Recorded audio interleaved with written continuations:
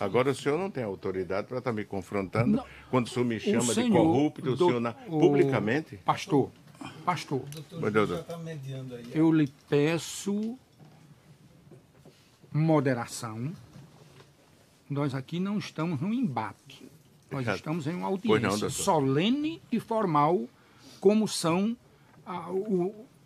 quando o senhor está Tem gravações ele no dizendo, doutor, parlatório ele de vai sua falar, igreja. ele vai falar. Veja, eu vou fazer ele falar. Eu não estou aqui para mediar discussões.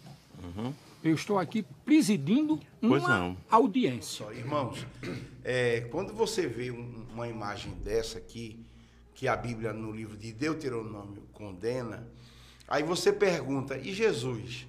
Aí Jesus, veja a dificuldade que Jesus teve no seu tempo. Porque para mim, uma imagem dessa é a imagem de um fariseu. Não é? Os fariseus, como foi que os fariseus chegaram em Jerusalém? A convite dos judeus. Que é a ideia de que os fariseus se criaram por ali. Não. Eles vieram a convite dos próprios judeus, no sentido de poder haver proselitismo. E veja só, Jerusalém estava em paz. Eles fizeram uma carta, mandaram que Roma enviasse representantes romanos para poder consolidar o poder ali, para se associar à política. Então, hoje a gente vê uma igreja com a imagem desse cidadão aqui, associada à política. Uma das coisas vergonhosas da nossa história da Igreja Assembleia de Deus, toda época de eleição, essa imagem que você está vendo aqui na Bíblia Sagrada, esse cidadão aqui convida o prefeito, o governador, os deputados. Agora, o interessante é que é só na época da política. Porque nos outros cultos, por exemplo, acabou a visita desses homens da igreja. Eles não visitam. Estava falando nisso, né? Mas essa imagem aqui... Na campanha política? Isso. Prefeito de Jaboatão, candidato a governador. E a gente sabe que existe uma animosidade entre aquela família, né? Claro, o deputado federal sentado lá na frente, abraço, vem. Meu irmão, hipocrisia no meio da igreja. Farisaísmo. Compreendeu? Aí você falando agora... Desaparecem. Cadê? O interesse não é comunhão, doutor Miguel. Jesus não deve é fraternidade, é político. Jesus deve ser, Josué, o centro das atenções. Agora, exatamente essa imagem aí, imagina se o juiz que foi proferir a sentença visse essa imagem. Se ele visse o juiz, sabiamente, só pela postura dele, porque o juiz, ele... é um homem maduro, um homem que já é acostumado a julgar várias pessoas, entende até o comportamento, Emanuel. Até a forma, a sua postura, o juiz naquele momento, ele observa. E ele observou no pastor, quando ele se sentou, a superioridade para todos, inclusive, coisa que é comum, eu já vi processo ser anulado, porque não se deu a vez a defesa fazer as perguntas. Então, é um direito sagrado no Código de Processo Penal, o direito à defesa, pleitear a defesa do seu cliente. Isso é um direito sagrado, chama-se o amplo direito de defesa e do contraditório. Só que ele, na prepotência dele, quando eu me dirigi a vós como advogado, fazendo a defesa de Sivaldo e Giovanni, ele se recusou a me responder, disse que eu não tinha condições morais para lhe indagar.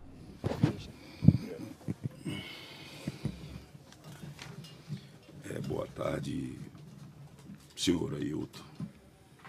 Boa tarde, senhor Ailton.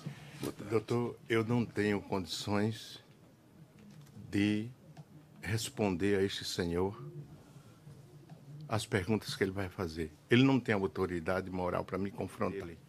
Agora, eu responder a ele, doutor, é muito constrangimento. Mas o senhor está em audiência. Eu sei, doutor. O senhor respondeu às minhas perguntas, às perguntas dos seus advogados, às perguntas do promotor, o senhor vai responder. Vou responder. E este cidadão advogado está defendendo os querelados. Agora, doutor, a Constituição me dá o direito de ficar calado também. como testemunha informante, como o senhor iniciou a audiência, eu vou respeitar. Pois não, eu agradeço, doutor. Isso vai causar um prejuízo terrível ao esclarecimento. Pois não, doutor. Mas dos ele não fatos. tem, doutor, autoridade para vir aqui me atropelar e me falar, porque ele está fazendo Eu nem falei. Ele, aqui, o senhor não falou aqui. O senhor faz, ele grava a mensagem, ele ataca frontalmente. Mostra a mensagem. É? Já se Pastor, vai, já se vai vamos provar. fazer o O seguinte. senhor pode esperar que vai provar. Vamos fazer o seguinte. Não vamos dar início a uma polemização sem necessidade. O que eu quero lhe dizer é que o senhor, como informante, o senhor tem esse direito de dizer: não quero mais responder a perguntas e fazer o quê? Mas que... Eu tenho que fazer as Mas que- perguntas. Ele não responde, mas mas eu que- vou fazer. Eu ia dizer exatamente isso. Pode fazer. Posso fazer? Exato. Pode fazer. Exato. Agora o senhor não tem autoridade para estar me confrontando Não. quando o senhor me chama de senhor, corrupto, o senhor publicamente. Pastor, Mas, doutor, eu lhe peço moderação. Nós aqui não estamos num embate. Nós Certo. estamos em uma Pois não, audiência doutor. solene e formal, como são quando o senhor está no tem gravações ele no dizendo, doutor, parlatório ele de vai sua falar. igreja. Ele vai falar. Veja, Eu vou eu- fazer ele falar. Eu não estou aqui para mediar discussões. Eu estou aqui presidindo Pois uma não. audiência. Veja a que prepotência ele chega até desafiar a própria Constituição Federal, que garante esse direito a qualquer cidadão. Está entendendo? verdade. Cidadão a ser julgado por um magistrado imparcial, um magistrado que realmente saiba avocar para si os princípios legais de quem julga. E ele afrontou isso aí, foi obrigado o juiz parar e dizer: não, peraí, o senhor aqui não está na sua igreja, não. O senhor aqui é obrigado a estar aqui nessa condição de informante. E nessa condição o senhor responde se quiser. Mas o advogado, o senhor não vai poder calar. O advogado vai ter que fazer as perguntas. O senhor responde se quiser. E eu acredito que o doutor Miguel lembra de uma ocasião que o pastor Ailton José Alves estava perante o juiz e as testemunhas, e eu estava lá também naquela mesma mesa, doutor Miguel assim ao lado, quando o juiz inquiriu e disse: do mesmo jeito que lá na sua igreja o senhor considera aquele ambiente sagrado, aqui também é um ambiente sagrado. E o senhor deve obedecer os ritos. Por que sagrado? Porque a lei e a justiça vêm de Deus, na nossa visão, como tementes a Deus que somos, e temos a Bíblia como regra de fé e prática. E um juiz de direito que também estuda a Bíblia Sagrada, mas que sabe que a lei é o código sagrado da humanidade, é onde rege a lei e a justiça, e como era que ele poderia impedir que um advogado fizesse uma pergunta e exercesse a defesa dos seus clientes? Então o juiz disse: o senhor tem que respeitar esse ambiente, porque aqui também é um ambiente sagrado da lei. Olha, José, e nesse ambiente sagrado, o representante legal da igreja, aquele naquele momento era informante, não era representante, o senhor Antônio Peixoto chegou diante do juiz e, em resposta a uma pergunta do juiz, ele disse: senhor, doutor magistrado, os dízimos e ofertas nós entregamos a Deus, nós não entregamos a homem. Aí o juiz ficou: poxa, entregou a Deus? Como é que você pode processar isso na sua cabeça? Entregado? Qual Deus que você fala? Aí o juiz indagou ele: o Senhor Deus? Ele disse: é a Deus mesmo. E nós temos um estatuto e nós observamos o que diz o estatuto. A gente não tem que prestar conta a membro, né? Até porque eles não estão investindo na igreja. Não é investimento. Dízimo e oferta não é investimento. Eu não estou pagando a pastor, nem estou dando dinheiro a ninguém. O dízimo, o meu dízimo, que como membro da igreja, eu acho que o seu também, que se for membro, é entregue ao Senhor. Então, se eu entrego ao Senhor, eu não tenho que exigir contas. Mas, mesmo assim, abstraindo de tudo isso, abstraindo dessa questão de a quem é dado. Quando o senhor fala de entregue ao Senhor, é o Senhor Deus. Ao Senhor Deus. Sim. Todos os dízimos e ofertas, eles, mesmo que tenham sido levados a qualquer instituição, isso eu estou falando, ele está falando da IADPE, como ele mesmo diz. Mas se for a Igreja Batista, ou a Igreja Católica, ou ao Centro Espírita, todos os que estão levando, não levam para pessoas. Levam-nos para uma, vamos dizer uma expressão aqui, uma entidade divina, supra-humana. Né? A divindade. A divindade. Gente, como é que você vai entregar um dinheiro diretamente a Deus? E Deus precisa de dinheiro? O juiz tornou isso como uma ofensa. Foi. O juiz, Emanuel, reputou essa resposta dele como uma ofensa ao sagrado. Tanto que ele registrou na sentença isso aí. Foi muito grave. Quer dizer que um ser humano chegar diante de uma autoridade e uma formação jurídica que ele tem, chegar para o juiz e dizer... Uma formação jurídica, filosófica, o saber de uma maneira geral, a pessoa dizer uma aberração. Aí chegar, Peixoto chegou e disse, olha, o dízimo que a gente dá na igreja não é para homens. Poxa, se não é para homens, para quem é? Aí é para o Senhor Deus. O Senhor Deus?